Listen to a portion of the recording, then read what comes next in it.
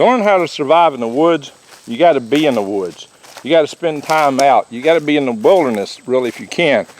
You know, you can always start in your backyard. But my friends, YouTube channels might be great for giving you some ideas, but it's no good if you don't practice them. Seeing and watching somebody else start a fire or build a shelter and you doing it yourself is two completely different things. You need to practice. You need to go out and do some of it. And camping out in a tent city, going out where all these other people pitch their tents, just ain't gonna cut it. If you got a friend that's got a farm, that's got some woods that you can go out in, that's fine, that's good, that's a good start. Even your backyard might be a start for you to learn a few things, but getting out in the woods is the main thing. You gotta learn to be in the woods, to get out and practice the survival skills. And it's actually got a lot of rewards to it. Getting away from other human activities gets you into communion with nature, and it's really good for your mental health. It's a whole nother level of being, of existing, and you get some reward once you know that you can make it, that you can get by. When you learn how to tell where things are, like this skunk den here, you can learn how to get by, how to survive. But moreover, guys, same goes for gardening. You're not going to learn how to garden by watching YouTube channels. You got to do it. You got to practice. And every occasion of doing it is different. Yeah, besides, there's always a lot of discovery out in the woods. You never know what you're going to see. Critters, critter signs, all kind of beautiful things that you might find out in the woods or the wilderness. There's a lot that you can get reward from that you're not going to get in a city, tent city full of people. Why escape from the city to stay in a city? Now, there's been a couple other channels done good videos on this topic lately. Survival Living, I think, really hit it dead bullseye. And Nate was Survival Prepper, talked about where he got his kid out to the lake. So I got to agree with him on that. And I've kind of hinted at these things myself.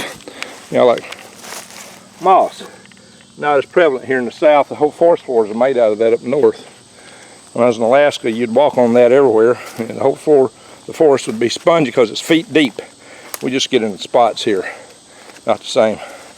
But in any event, a lot to discover, a lot to learn, a lot to figure out. And a lot of these so-called adages that you think about from what you read, they'll throw you off. Like, moss only grows on the north side of the tree. Really? This is the west side of that tree. See, the sun is setting right over there. Of course, that's kind of a not like any moss. Now, it may be true in some areas, but the north side of the tree ain't got none on it. Will you learn that from a textbook? No. You might get on, but you might learn it from being out in the woods. You might catch it from Green Greg's here, but there's just a lot of things you're not going to learn or will hear wrong in a lot of videos. Some of the guys that makes these videos don't do anything. That's some Survival Living pointed out. A lot of them are in their backyards. They've never been out in the woods. I grew up in the woods. That's where I used to spend all my time growing up. When I went camping, my choice was to go backpacking into primitive areas, and you can do that too. The primitive area camping can be attained, like, I know in Tennessee, they used to have something called the Great Stone Door Park. That was the one you could do primitive camping in. And you can do it on the Appalachian Trail.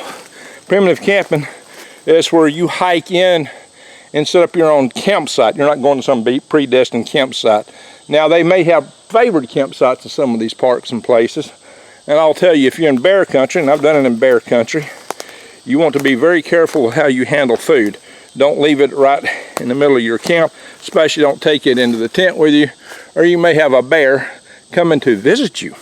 Now, I would always try to, eat your food up, clean your stuff up before you go to bed. Don't leave much out for scent. This is going to be attracting the bear. And you're probably better off to actually cook a little distance from where you're staying at if you can. Although building two fireplaces will be kind of rough, and having a fireplace, a campfire right next to your tent does help ward off critters. So be judicious in how you do that. But you want to find a limb, and that one's not big enough for much load, but there's a little limb right there. You want to find a limb up in the tree somewhere that you can hang your rucksack from and suspend it and tie it off to the trunk of the tree somehow up high, so you got anything that's got food stuff in it, it's not in the tent with you. One thing a lot of people make mistakes is like they'll put a candy bar in their back pocket, and they don't understand why the bear tears into their tent. Candy bar, apple, just little innocuous things you weren't thinking about, but a bear can smell them. Bear can smell them. You go fishing, you go hunting, you take game, you spill blood when you're cooking it. If you can't cook away from your camp, at least dress the critter at some distance away from your camp before you can cook it. That would be a smart thing if you can do that. Down by the river where you catch it, or somewhere else. So yeah, you want to get back to camp pretty fast. Exposed meat don't last as long, but you don't want to waste a lot of time with that. So these are all good items of advice, but the best advice isn't what I'm telling you, except for the idea of just get out and do it. Go do it. Go do it. If you can go to somebody that's an instructor who actually teaches this stuff, for you to go out and do it firsthand. I know that's expensive, but if you can afford it, go for it. Now this is interesting. These limbs just piled in here like this, interlocked between these two trees. Okay, these are coming from different directions too. That's weird. What did that? Well, this one just looks like it fell here, but it's right in the middle. It's been there for a while. It's rotted out. Forensically, this has been here for a while. That one's right in the middle though, which means it fell before that one. Of course, it's more rotted. And this one crossed this way. I mean, it almost looked like they were put here, wedged in between these two trees. It's possible they fell, but they didn't all come from the same direction. That came from this way, that came from this way. I just don't have a root over here. Not where its base is. So something or somebody piled them up. Now there's several rows of piled up trees back in here. Some kid, some adult, a sassy squatchy, or just happenstance. Now see, this could be a good backdrop if you wanted to build a quick, expedient shelter. Cut this off by one of Canadian Prepper's little silky saws, cut this thing off, and then use that as a backdrop and drop down, you know, some branches, and you have a little shelter you can crawl in under here. Just drop the branches down from here, cover them up, throw a bunch of leaf matter on it, and crawl up under there. You want to chink those cracks too, unless you want your fire on that side just to throw a little bit back, but you probably want to fire it somewhere like out here. Although you wouldn't want to just build a fire on this without clearing all these needles away, or you'd have a bad day when it caught fire and spread and burned up your shelter you're staying in overnight. You got to think about that. Fire safety. Fire will spread.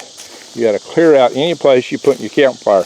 Another good reason you might, there's so many items of advice that you ought to know. That looks totally random. Just kind of funny there's so many piles of wood. But you know, a lot of this wood could be punky wood that you might use with a flint and steel. Or you can use some of this to help build your shelter. Just pile these up on the back of that, and you can have a quick shelter. Look, it's almost sundown. If you're right here in sundown and you weren't already starting on your shelter, you'd be in a bad condition. So just keep these things in mind. Do practice. I know it's tough. It's tough to find time. You know, if you did everything you're supposed to do in a day, it would take a month every day to do it all, right? All the things you get advice to do. But still, do what you can. Camping out is fun, especially if you backpack in and hike. Now, I realize my demographic is like me. We're a lot of older folks for the most part on my channel. That's what I see in the demographic section.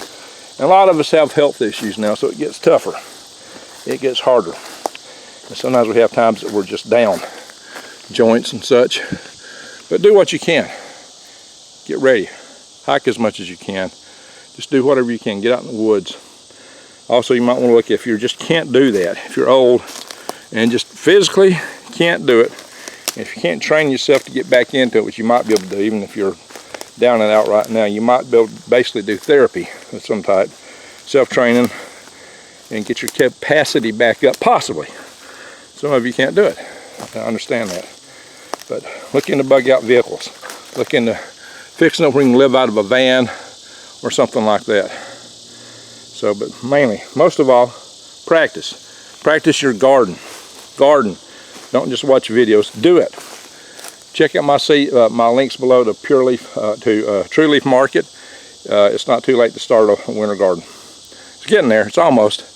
You can still squeeze out a few things that you can grow, especially green leafy stuff. You can still grow that especially. Thank you for watching. Greg out.